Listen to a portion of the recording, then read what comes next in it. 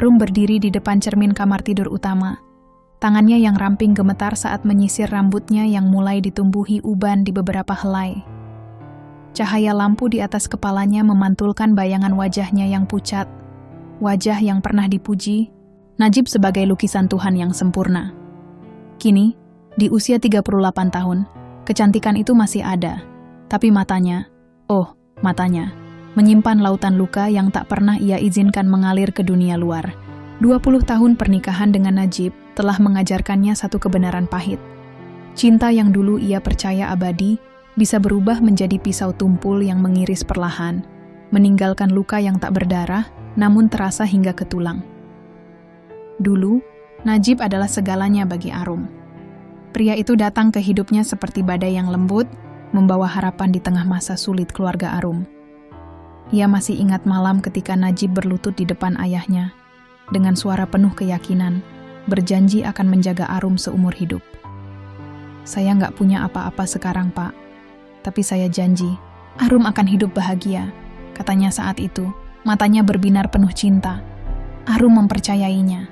Ia menyerahkan seluruh hatinya, mimpinya, bahkan masa mudanya, untuk membangun hidup bersama Najib. Bersama, mereka merangkak dari nol. Najib dengan ambisinya yang membara, Arum dengan ketelitian dan kesabarannya. Mereka membangun bisnis properti dari sebuah kios kecil di pinggir kota. Arum yang menghitung setiap rupiah, mengurus dokumen hingga larut malam, bahkan menemaninya menawar tanah di desa-desa terpencil, di bawah terik matahari atau hujan deras. Villa mewah yang kini mereka tempati, dengan lampu kristal berkilau dan taman mawar yang Arum rawat sendiri, adalah bukti kerja keras mereka. Tapi malam ini, seperti banyak malam lainnya dalam setahun terakhir, rumah itu terasa seperti kandang emas, indah tapi dingin dan kosong. "Ma, Papa kemana lagi?" Suara Rani, putri mereka yang berusia 16 tahun, menyelinap dari ambang pintu kamar. Gadis itu berdiri dengan piyama biru kesukaannya, rambutnya yang panjang tergerai, tapi matanya penuh pertanyaan yang tak pernah ia ucapkan langsung. Arum menoleh, memaksakan senyum yang sudah terlatih ia pasang. "Papa lagi sibuk, Nak. Kerja." Suaranya lembut, tapi ada getar yang tak bisa ia sembunyikan sepenuhnya. Ia tahu Rani bukan anak kecil lagi. Gadis itu cukup peka untuk merasakan retakan dalam keluarga mereka. Meski Arum selalu berusaha menutupinya dengan kebohongan kecil seperti ini. Rani mengangguk, tapi matanya tak berpaling dari wajah ibunya. "Mama nggak apa-apa kan?" Tanyanya pelan, hampir seperti bisik. Arum merasa hatinya seperti ditusuk.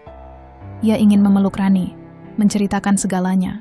Tentang malam-malam ia menangis sendirian, tentang telepon Najib yang tak pernah diangkat, tentang parfum asing yang ia cium di kemeja suaminya. Tapi ia hanya mengangguk, menepuk pundak Rani dengan lembut. "Mama baik-baik saja. Ayo tidur. Besok kamu ada ulangan, kan?" Rani mengangguk lagi, tapi langkahnya ragu saat ia meninggalkan kamar.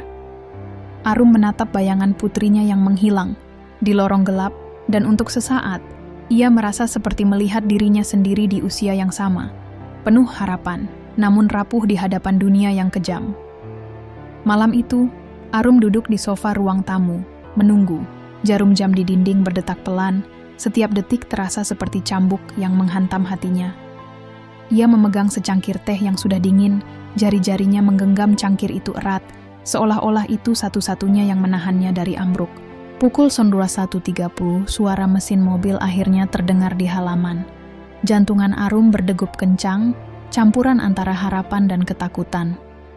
Mungkin malam ini Najib akan pulang sendirian. Mungkin ia akan memeluknya seperti dulu, mencium keningnya, dan berkata bahwa semua baik-baik saja. Tapi harapan itu hancur seketika ketika pintu depan terbuka. Najib masuk, dasinya longgar, rambutnya sedikit acak-acakan, tapi wajahnya penuh senyum yang asing. Senyum yang tak pernah lagi ditujukan untuk Arum. Di belakangnya, seorang wanita muda melangkah dengan anggun, seolah-olah rumah ini miliknya. Rambutnya yang panjang berkilau di bawah cahaya lampu kristal. Gaun merahnya yang ketat memperlihatkan lekuk tubuh yang membuat Arum tiba-tiba merasa tua dan tak berarti. Sylvie. Nama itu sudah lama menghantui Arum. terdengar dari bisik-bisik karyawan di kantor Najib, dari pesan singkat yang tak sengaja ia lihat di ponsel suaminya. "Arum, ini Sylvie, asisten baru di kantor," kata Najib. Suaranya datar, seolah-olah membawa wanita lain ke rumah mereka di tengah malam adalah hal yang wajar. Ia bahkan tak berusaha menyembunyikan kilau di matanya saat menatap Sylvie, kilau yang dulu hanya milik Arum. Sylvie melangkah maju, tersenyum manis. Tapi ada sesuatu yang licik di matanya, seperti ular yang sedang mengintai mangsa. "Halo, Mbak Arum. Saya cuma nemenin Pak Najib rapat sampai malam," katanya. Suaranya lembut namun penuh kepura-puraan. Ia mengulurkan tangan, tapi Arum tak menggenggamnya. Arum hanya mengangguk, hatinya seperti dihantam palu besi. Ia ingin berteriak, ingin mengusir wanita itu dari rumahnya, ingin mencakar wajah Najib, hingga ia merasakan sakit yang sama. Tapi kata-kata membeku di tenggorokannya. Ia merasa seperti patung, kaku, dan tak berdaya. Hanya mampu menatap suaminya dan wanita yang telah mencuri tempatnya. "Rapat? Sampai jam segini?" tanya Arum. Suaranya serak, hampir tak terdengar. Ia berusaha menahan air mata, tapi matanya sudah berkaca-kaca. Najib mengedikkan bahu, sikapnya acuh. "Bisnis nggak kenal waktu, Arum. Kamu tahu itu." Ia bahkan tak menatapnya. Matanya sibuk menatap Sylvie yang kini duduk di sofa, seolah-olah ia ratu di istana ini. Arum merasa dunia berputar. Ia ingin berlari, ingin menghilang, tapi kakinya seperti tertancap di lantai. Ia teringat malam-malam ketika ia dan Najib duduk di sofa yang sama, merencanakan masa depan, tertawa bersama, bermimpi tentang hari tua mereka. Kini, sofa itu ternodai oleh kehadiran Sylvie, dan mimpi-mimpi itu terasa seperti debu yang diterbangkan angin. "Kalau cuman rapat, kenapa nggak di kantor?" tanya Arum lagi. Suaranya kini lebih keras, meski masih penuh getar. Ia tak peduli jika suaranya terdengar menyedihkan. Ia ingin jawaban, ingin kebenaran, meski ia tahu kebenaran itu akan menghancurkannya. Najib menghela napas, seolah-olah Arum adalah gangguan. "Arum, jangan bikin ini rumit. Sylvie cuma bantu aku. Kamu nggak perlu curiga." Sylvie tertawa kecil, suaranya seperti lonceng yang memecah hening. "Mbak Arum, aku tahu kok, pasti berat buat Mbak. Tapi aku cuma kerja, nggak ada apa-apa." Kata-katanya manis, tapi ada nada mengejek di dalamnya, seperti pisau yang disembunyikan di balik sutra. Arum tak menjawab. Ia hanya menatap Najib, mencari sisa-sisa pria yang dulu ia cintai. Tapi pria itu sudah hilang, digantikan oleh seseorang yang asing, seseorang yang tak lagi melihatnya sebagai istri, sebagai ibu dari anaknya, sebagai partner yang telah berkorban segalanya. Malam itu, Arum memilih tidur di kamar tamu. Ia tak sanggup berbaring di ranjang yang dulu penuh kenangan, ranjang tempat ia dan Najib pernah berbagi mimpi. Ia meringkuk di bawah selimut tipis, air matanya membasahi bantal. Dari ruang tengah, suara tawa Najib dan Sylvie terdengar samar, seperti pisau yang terus mengiris hatinya. Setiap tawa terasa seperti pengkhianatan baru, setiap bisik terasa seperti cambuk yang menghantam jiwanya. Di tengah isaknya, Arum memeluk bantal erat-erat, berbisik pada dirinya sendiri. "Aku nggak akan menyerah. Kalian akan membayar untuk ini." Di balik air mata, ada bara kecil yang mulai menyala, bara kemarahan, bara balas dendam yang akan segera mengubah segalanya. Hari-hari setelah kehadiran Sylvie di rumah itu seperti menjalani hukuman mati yang perlahan. Arum merasa seperti burung yang dikurung dalam sangkar emas, dikelilingi kemewahan yang ia bangun bersama Najib, namun setiap sudut rumah kini terasa asing, penuh bayang-bayang pengkhianatan. Dulu, villa ini adalah simbol cinta mereka, tempat Rani kecil berlari di taman mawar sambil tertawa, tempat Najib memeluknya di malam-malam dingin sambil berbisik tentang mimpi mereka. Kini, rumah itu hanya menyisakan gema kesepian dan luka yang mengangat. Najib tak lagi berusaha menyembunyikan Sylvie. Wanita itu kini menjadi bayangan yang selalu ada, seperti parasit yang merayap di setiap celah kehidupan Arum. Sylvie muncul di rumah hampir setiap hari, membawa map-map berisi dokumen yang katanya penting untuk ditandatangani Najib. Arum melihatnya, tangan Najib yang menyentuh lengan Sylvie dengan penuh kelembutan. Senyum kecil yang mereka lemparkan satu sama lain. Bisik-bisik di sudut ruangan yang terhenti begitu Arum masuk. Setiap gerakan mereka seperti jarum yang menusuk jantungan Arum. Tapi ia hanya bisa menatap, tak mampu berkata apa-apa. Ia takut, bukan pada Sylvie, tapi pada kenyataan bahwa pria yang ia cintai selama 2 dekade telah berubah menjadi orang asing. "Ma, aku nggak suka perempuan itu," kata Rani suatu sore, saat mereka duduk di dapur. Suaranya pelan, tapi penuh kebencian yang tak biasa untuk anak seusianya. Rani menggenggam gelas susu di tangannya. Jari-jarinya memutih karena terlalu keras mencengkeram. "Kenapa Papa bawa dia ke sini? Ini rumah kita, Ma." Arum menunduk, menatap meja kayu yang dulu ia pilih bersama Najib di sebuah pameran furnitur. Ia ingin menjawab, ingin menjelaskan, tapi apa yang bisa ia katakan? Bahwa ayah yang Rani kagumi telah mengkhianati mereka? Bahwa wanita yang kini duduk di sofa ruang tamu mereka adalah ancaman bagi keluarga yang ia perjuangkan selama ini? "Rani, Papa cuma lagi sibuk, Sylvie itu asistennya. Mama akan bicara sama Papa ya," katanya, suaranya serak, penuh kebohongan yang ia benci sendiri. Rani menatapnya, matanya yang polos penuh keraguan. "Mama nggak bohong kan?" tanyanya. Dan kalimat itu seperti pisau yang mengiris hati Arum. Ia hanya mengangguk, memaksakan senyum. Tapi begitu Rani meninggalkan dapur, Arum menutup wajahnya dengan kedua tangan. Air matanya jatuh, membasahi jari-jarinya yang gemetar. Ia merasa gagal sebagai ibu, sebagai istri, sebagai manusia. Bagaimana ia bisa melindungi Rani dari kebenaran yang bahkan ia sendiri tak sanggup hadapi? Malam itu, Arum tak bisa tidur. Ia duduk di kamar tamu, tempat yang kini menjadi pelariannya dari ranjang pernikahan yang telah ternodai. Di tangannya, ia memegang foto pernikahan mereka, diambil 20 tahun lalu di sebuah masjid sederhana. Najib tampak gagah dalam setelan jas sederhana, dan Arum, dengan kebaya putihnya, tersenyum lebar, penuh harapan. Ia masih ingat bagaimana Najib memegang tangannya erat saat ijab kabul, bagaimana ia berjanji di depan penghulu untuk menjaga Arum selamanya.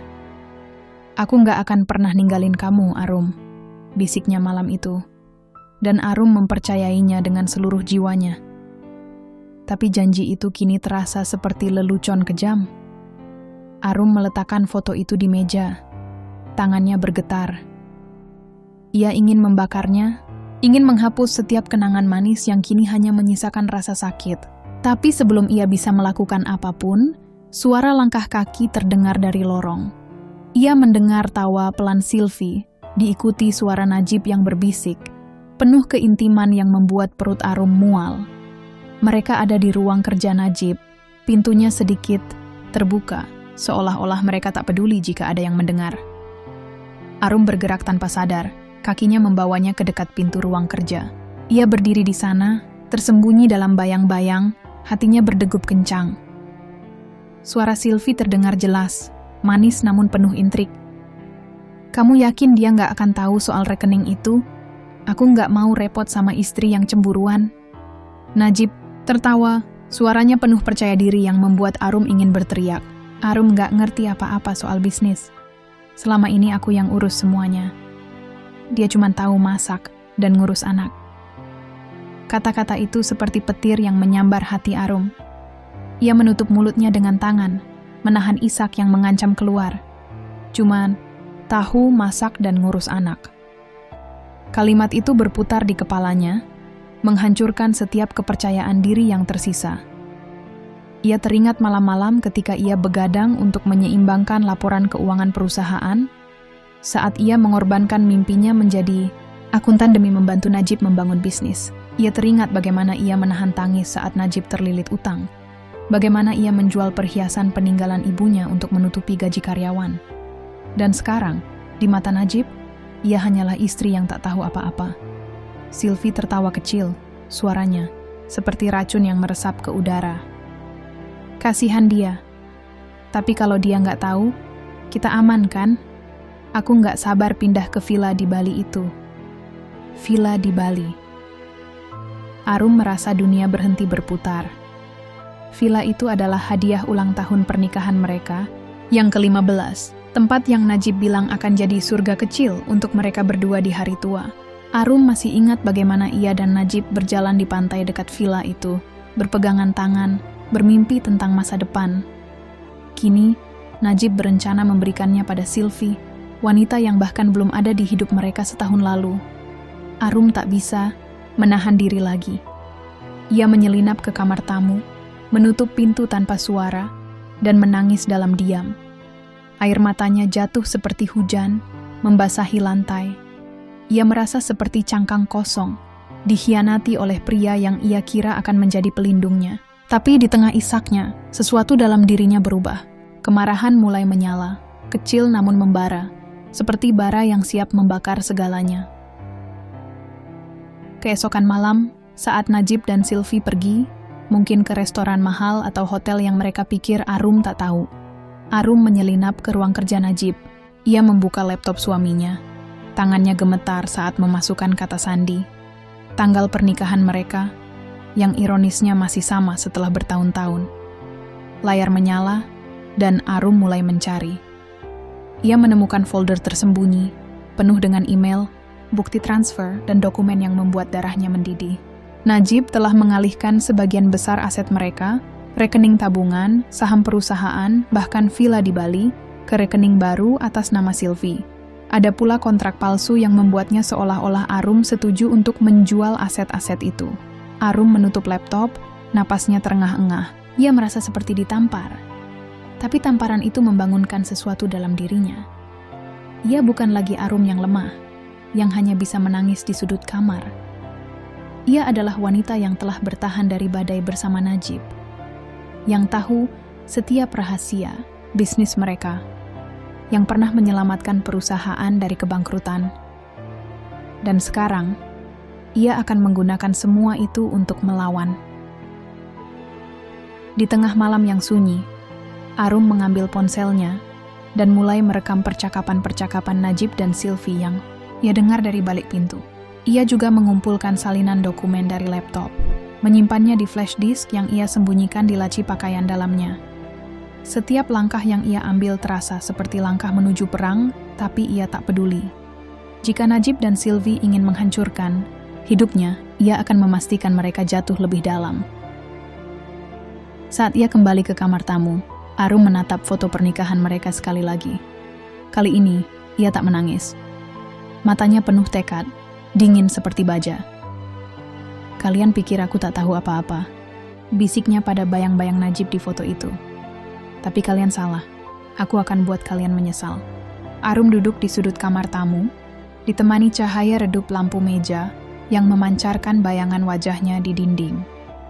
Di tangannya, ia memegang flash disk kecil, benda yang kini menjadi senjata terbesarnya.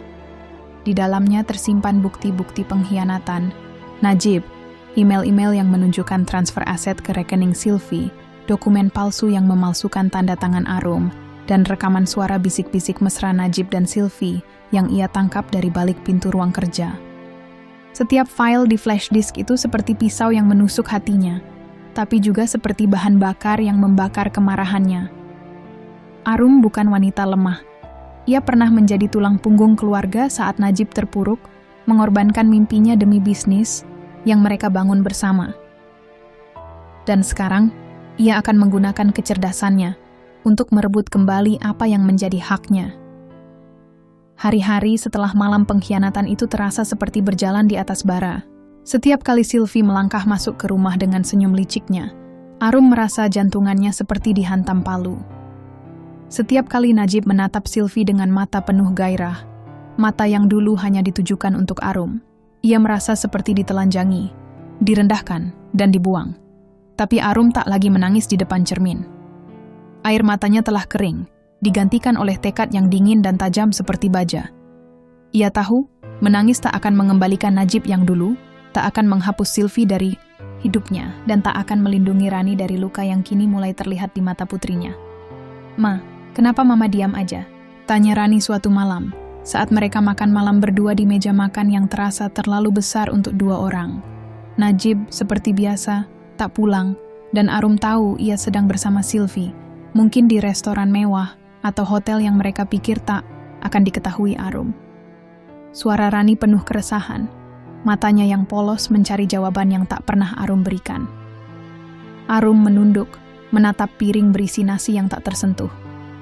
Mama nggak diam, nak. Mama cuman lagi mikir cara terbaik buat kita, katanya. Suaranya lembut, tapi penuh beban.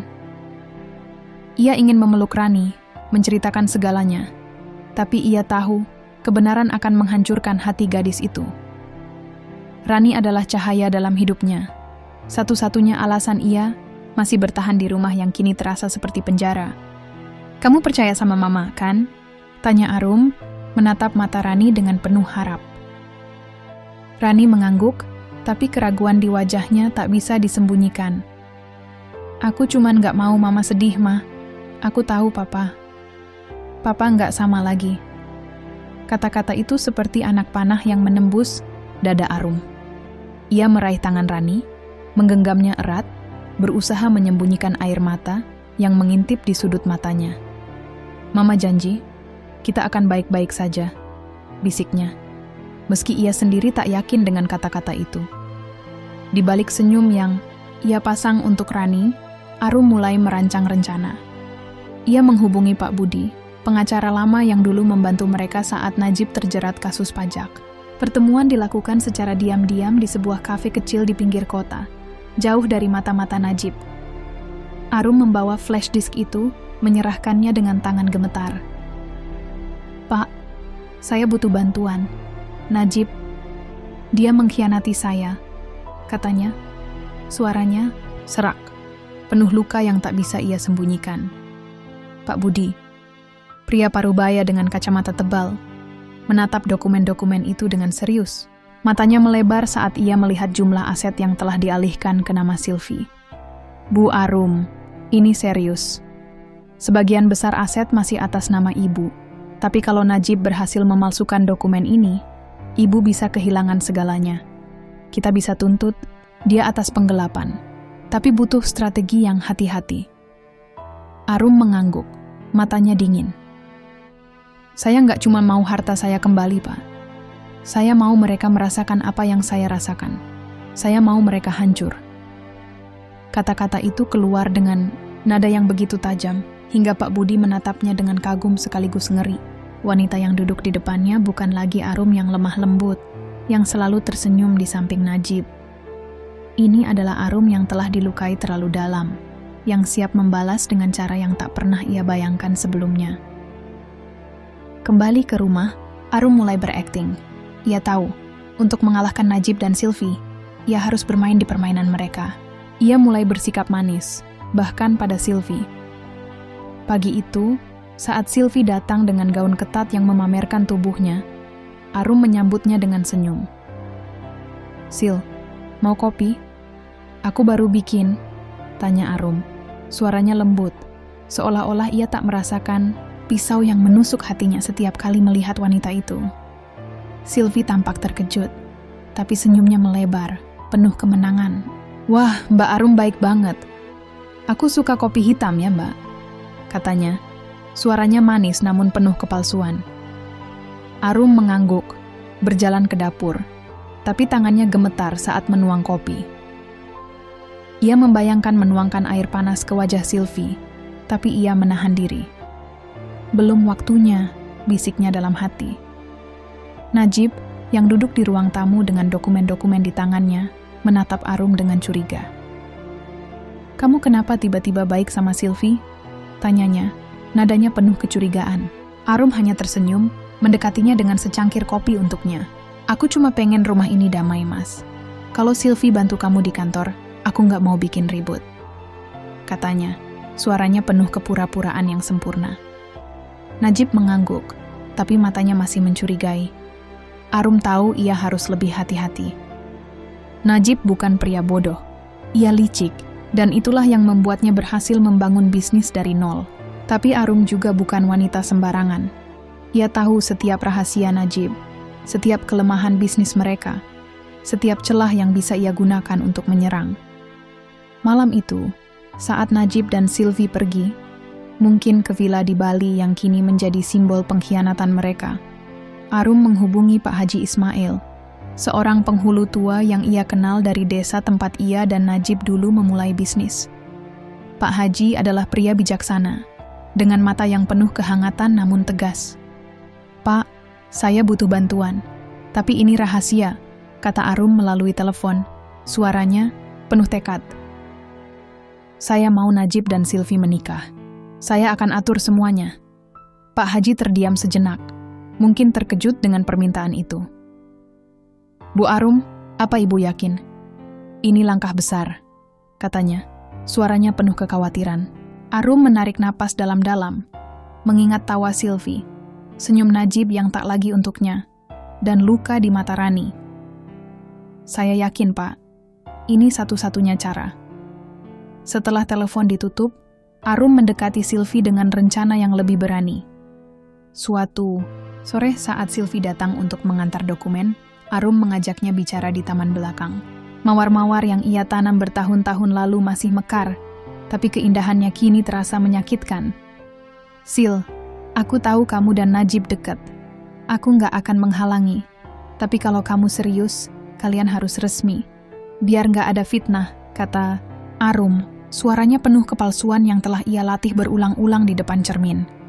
Sylvie tersenyum lebar, matanya berbinar seperti kucing yang baru mendapat mangsa. "Mbak Arum baik banget. Aku nggak nyangka Mbak sebegitu pengertian. Aku emang serius sama Pak Najib," katanya. Suaranya penuh kemenangan. Arum menahan diri untuk tidak memaki, untuk tidak mencakar wajah wanita itu. Ia hanya tersenyum. Hatinya dipenuhi rencana yang kini mulai mengkristal. Di malam yang sunyi, saat ia duduk sendirian di kamar tamu, Arum menatap bayangannya di cermin.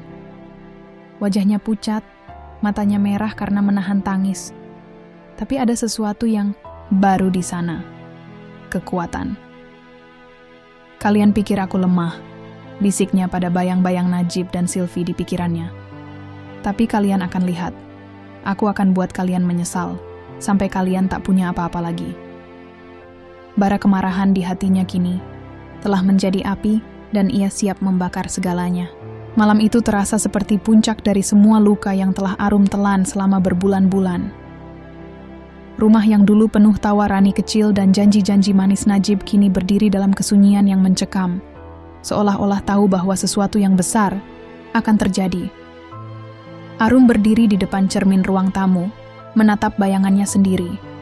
Gaun sederhana berwarna biru tua yang ia kenakan terlihat elegan, tapi matanya, matanya, mencerminkan badai yang tak seorang pun bisa lihat. Di balik senyum yang ia latih berulang-ulang, ada luka yang menganga, kemarahan yang membara, dan tekad yang dingin seperti es. Malam ini, ia akan menjalankan rencana yang telah ia susun dengan cermat. Rencana yang akan mengubah segalanya. Arum telah mengundang Najib dan Sylvie untuk makan malam keluarga di rumah. Ia tahu Najib akan curiga.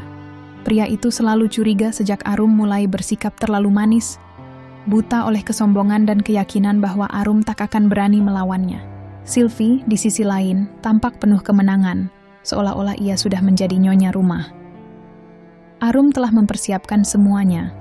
Meja makan yang dihias sederhana, hidangan favorit Najib yang ia masak sendiri, dan di sudut ruang tamu, Pak Haji Ismail, penghulu tua yang telah setuju untuk membantu, duduk bersama dua saksi yang Arum panggil dari desa. Mereka adalah orang-orang yang pernah bekerja untuk Arum dan Najib di awal bisnis mereka. Orang-orang yang tahu betapa besar pengorbanan Arum untuk keluarga ini. Pukul 19 malam, suara mobil Najib terdengar di halaman. Arum menarik napas dalam-dalam, menenangkan jantungan yang berdegup kencang. Ia memeriksa sekali lagi flash disk di saku gaunnya. Benda kecil yang berisi bukti pengkhianatan Najib. Itu adalah senjatanya, jaminan bahwa malam ini Najib tak akan punya pilihan lain. Ketika pintu depan terbuka, Arum memasang senyum yang telah ia latih, senyum yang menyembunyikan lautan air mata di hatinya. Najib masuk terlebih dahulu, dasinya rapi, tapi wajahnya tegang. Di belakangnya, Sylvie melangkah dengan percaya diri, gaun merahnya yang ketat berkilau di bawah lampu kristal. Rambutnya yang panjang tergerai seperti ratu yang sedang memamerkan mahkotanya. "Arum, ini apa? Makan malam keluarga? Serius?" tanya Najib, nadanya penuh kecurigaan. Ia melirik ke arah Pak Haji Ismail dan kedua saksi yang duduk di sudut ruangan. Alisnya berkerut. Arum menatapnya, senyumnya tak goyah. "Mas, aku cuma pengen kita damai. Aku tahu kamu dan Sylvie. Kalian punya hubungan spesial. Aku nggak mau jadi istri yang menghalangi kebahagiaanmu," katanya. Suaranya lembut, namun penuh kepalsuan yang sempurna. Ia melihat Sylvie tersenyum, lebar. Matanya berbinar seperti kucing yang baru mendapat ikan. "Mbak Arum, aku nggak nyangka Mbak sebegitu pengertian. Aku tahu ini pasti berat buat Mbak," kata Sylvie. Nadanya manis namun penuh kemenangan. Arum menahan diri untuk tidak memaki. Ia hanya mengangguk, lalu mengarahkan mereka ke meja makan. "Ayo kita makan dulu. Aku masak buat kalian," katanya. Suaranya tetap tenang, meski hatinya seperti dipanggang di atas bara. Najib dan Sylvie duduk, tapi Arum bisa melihat ketegangan di wajah suaminya. Ia tahu Najib merasakan ada sesuatu yang salah. Tapi ia juga tahu, Najib terlalu sombong untuk mundur. Makan malam berlangsung dalam keheningan yang canggung. Arum memainkan perannya dengan sempurna, mengisi piring Najib dengan ayam goreng favoritnya, menuangkan air untuk Sylvie dengan senyum yang tak pernah pudar. Tapi di dalam hatinya, ia merasa seperti sedang menyaksikan hidupnya sendiri runtuh. Setiap tawa kecil Sylvie, setiap tatapan mesra yang Najib lemparkan padanya, adalah pengingat akan pengkhianatan yang telah merobek jiwanya. Ia teringat malam-malam, ketika ia dan Najib duduk di meja yang sama, berbagi cerita tentang Rani, tentang mimpi mereka untuk membangun sekolah di desa tempat mereka memulai bisnis. Kini, meja itu ternodai oleh kehadiran Sylvie, dan mimpi-mimpi itu terasa seperti abu yang diterbangkan angin. Setelah makan malam selesai, Arum berdiri. Tangannya sedikit gemetar namun suaranya tetap tegas. "Mas Sylvie, aku punya sesuatu yang ingin kalian lihat," katanya, menatap mereka berdua. Ia berjalan ke sudut ruangan, mengangguk pada Pak Haji Ismail, yang kini berdiri dengan kitab suci di tangannya. Dua saksi di sisinya juga bangkit. Wajah mereka serius. Najib mengerutkan kening, wajahnya memucat. "Arum, ini apa?" tanyanya. Suaranya tegang, hampir marah. Ia melirik ke arah Pak Haji, lalu kembali ke Arum, matanya penuh kecurigaan. Sylvie, di sisi lain, masih tersenyum, seolah-olah mengira ini semua hanya lelucon. Arum menatap Najib, matanya dingin seperti es. "Kalian bilang kalian saling mencintai, kan? Aku cuma mau bantu kalian resmi. Aku nggak mau jadi istri yang menghalangi kebahagiaan suami," katanya. Setiap kata yang keluar dari mulutnya, seperti pisau yang ia tujukan ke hati Najib. Ia mengeluarkan flash disk dari saku gaunnya, mengangkatnya agar Najib bisa melihat. "Tapi kalau kamu nggak menikahi Sylvie malam ini, semua bukti penggelapanmu akan sampai ke polisi besok pagi. Villa di Bali, rekening-rekening itu, saham perusahaan, semuanya akan terbongkar." Najib membeku, wajahnya pucat seperti mayat. "Arum, kamu ngomong apa sih?" Suaranya gemetar, tapi ada nada kemarahan di dalamnya, seolah-olah ia masih berusaha mengendalikan situasi. Sylvie, yang awalnya tersenyum, kini tampak gelisah. "Apa maksudnya ini, Mbak? Bukti apa?" tanyanya. Suaranya mulai bergetar. "Arum tak," menjawab Sylvie. Ia hanya menatap Najib, matanya penuh luka yang telah ia pendam selama berbulan-bulan. "Kamu pikir aku bodoh, Mas? Kamu pikir aku nggak tahu kamu pindahin aset kita ke nama dia? Kamu pikir aku nggak dengar bisik-bisik kalian tentang villa di Bali? Tentang rencana kalian ninggalin aku dan Rani?" Suaranya naik, penuh kemarahan, yang tak lagi bisa ia tahan. "Aku kasih kamu pilihan sekarang. Nikahi dia, atau aku seret kamu ke penjara." Najib membuka mulut, tapi tak ada kata yang keluar. Ia tahu ia telah kehilangan kendali. Sylvie, yang kini mulai panik, mencengkeram lengan Najib. "Pak, ini serius? Dia bohong, kan?" tanyanya. Suaranya penuh ketakutan. Tapi Najib hanya menatap Arum, matanya penuh campuran kemarahan dan ketakutan. Arum mengangguk pada Pak Haji Ismail, Dan penghulu itu melangkah maju, membuka kitab sucinya. "Mari kita mulai," katanya dengan suara yang tenang namun tegas. Dua saksi berdiri di sisinya, wajah mereka penuh simpati untuk Arum. Mereka tahu, bertahun-tahun lalu, Arum adalah wanita yang rela bekerja hingga larut malam untuk membayar gaji mereka. Wanita yang tak pernah mengeluh meski hidupnya penuh perjuangan. Upacara pernikahan dimulai dalam suasana yang mencekam. Najib duduk dengan wajah pucat, tangannya gemetar saat ia mengucapkan ijab kabul. Sylvie, yang awalnya mengira ini adalah kemenangannya, kini tampak bingung, matanya melirik Arum dengan ketakutan. Arum berdiri di samping, sebagai saksi, tangannya mencengkeram gaunnya erat untuk menahan getar emosinya. Setiap kata dari mulut Pak Haji seperti palu yang menghantam hatinya, mengingatkannya pada pernikahannya sendiri dengan Najib 20 tahun lalu. Dulu, ia tersenyum lebar, penuh harapan. Kini, ia menahan air mata, bukan karena sedih, tapi karena kemarahan yang telah mengambil alih jiwanya. Saat ijab kabul selesai, ruangan terasa hening. Sylvie mencoba tersenyum, tapi wajahnya penuh ketegangan. Najib menatap Arum, matanya penuh penyesalan, tapi sudah terlambat. "Arum, kamu nggak perlu gini," katanya. Suaranya serak, hampir memohon. Arum hanya tersenyum dingin. "Selamat, Mas. Selamat atas pernikahanmu." Ia berbalik, meninggalkan ruang tamu tanpa menoleh lagi. Di kamar tamu, ia akhirnya ambruk. Air matanya jatuh seperti hujan. Ia menang, tapi kemenangan itu terasa pahit. Di sudut hatinya, ia masih mencintai Najib, pria yang dulu ia kira akan menjadi pelindungnya. Tapi cinta itu kini telah terkubur di bawah tumpukan pengkhianatan, dan Arum tahu ia harus melangkah maju demi dirinya sendiri dan demi Rani. Langit pagi di pinggiran kota itu kelabu. Awan-awan tebal menggantung rendah seolah-olah merasakan beban di hati Arum. Ia berdiri di balkon apartemen barunya, sebuah tempat sederhana yang jauh dari kemewahan villa, yang dulu ia huni bersama Najib dan Rani.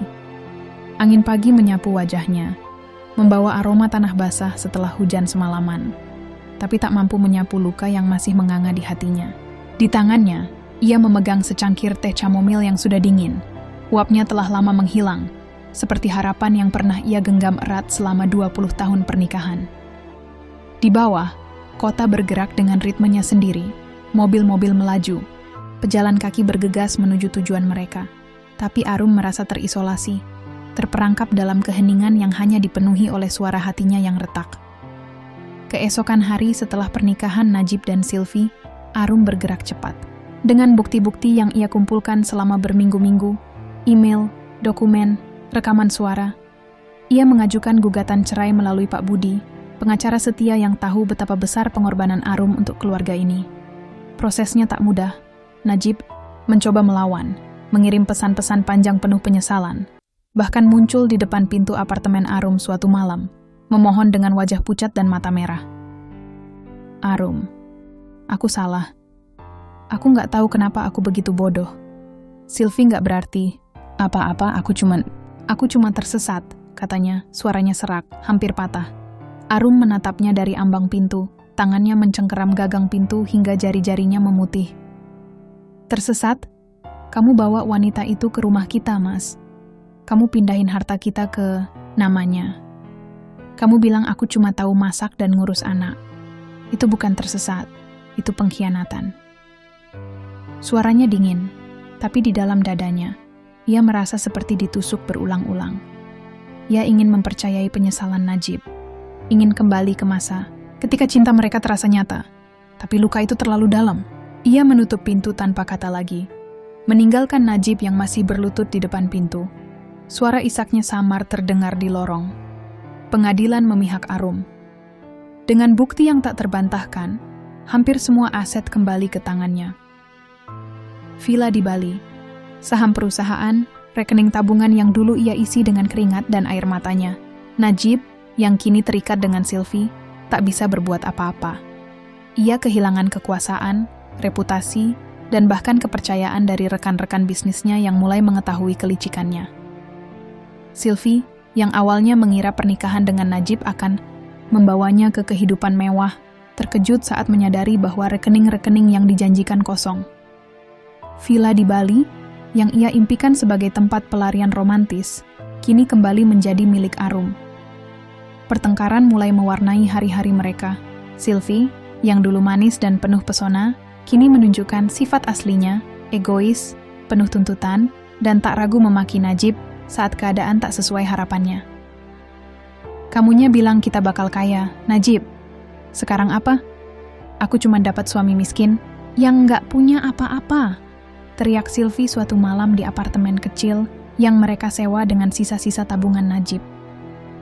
Arum tahu ini dari seorang teman lama Najib yang masih setia pada Arum dan menceritakan kehancuran pasangan itu dengan nada penuh kepuasan.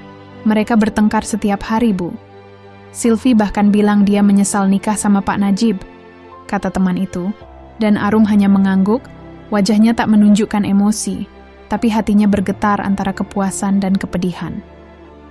Di apartemen barunya, Arum berusaha membangun kembali hidupnya bersama Rani. Ia mendaftarkan Rani ke sekolah baru, menghias apartemen dengan sentuhan sederhana yang mencerminkan dirinya.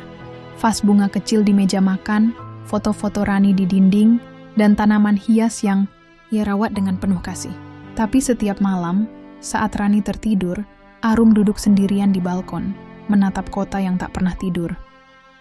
Ia sering memegang foto pernikahan lamanya dengan Najib, foto yang ia bawa dari villa, meski ia tahu itu hanya akan menyakitinya. Dalam foto itu, ia tersenyum lebar. Kebaya putihnya bersinar di bawah sinar matahari, dan Najib memandangnya dengan cinta yang terasa abadi. Kini, foto itu seperti lelucon kejam, pengingat bahwa semua yang ia percaya hanyalah ilusi. Ma, kenapa Mama masih simpan foto itu? Tanya Rani suatu malam, saat ia menemukan ibunya menatap foto itu dengan mata berkaca-kaca. Suara Rani penuh kepedihan. Dan Arum tahu putrinya juga terluka, mungkin lebih dalam dari yang ia tunjukkan. Arum menunduk, jari-jarinya mengelus foto itu. Mama nggak tahu, Nak. Mungkin Mama masih berharap Papa yang dulu masih ada di suatu tempat. Suaranya patah, dan untuk pertama kalinya di depan Rani, ia tak bisa menahan air matanya. Rani memeluknya erat, dan mereka menangis bersama, dua hati yang terluka oleh pengkhianatan yang sama. Tapi di balik kemenangan Arum, ada plot twist yang tak ia duga. Suatu hari, saat ia mengunjungi villa di Bali untuk memeriksa kondisinya sebelum menjualnya, ia menemukan sebuah kotak tua di laci meja kerja Najib. Kotak itu berisi surat-surat yang ditulis Najib di awal pernikahan mereka, surat-surat yang tak pernah ia tunjukkan pada Arum. Dalam salah satu surat, tertanggal beberapa bulan sebelum Sylvie muncul, Najib menulis, Arum, kalau suatu hari aku tersesat, tolong tarik aku kembali. Aku tahu aku bukan suami yang sempurna, tapi kamu dan Rani adalah dunia buatku. Aku takut, Arum. Bisnis ini, tekanan ini, kadang membuatku lupa siapa aku. Tapi aku janji, aku akan selalu pulang ke kamu. Arum gemetar saat membaca surat itu.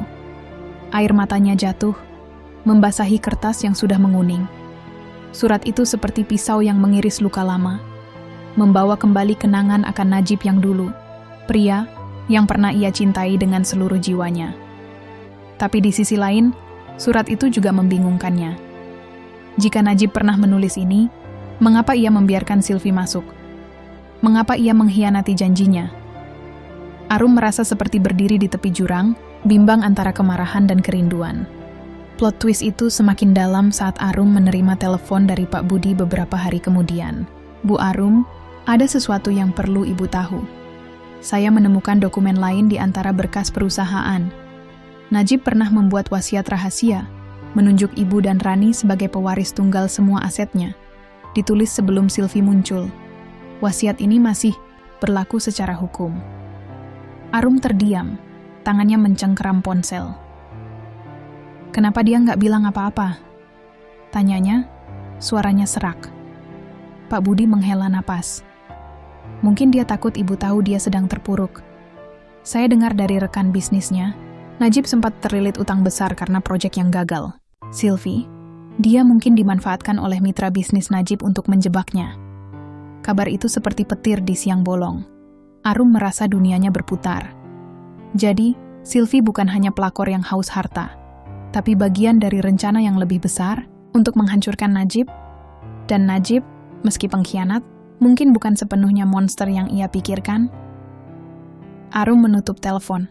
Dadanya sesak. Ia ingin membenci Najib, ingin menikmati kemenangannya. Tapi kebenaran baru ini membuat hatinya terbelah.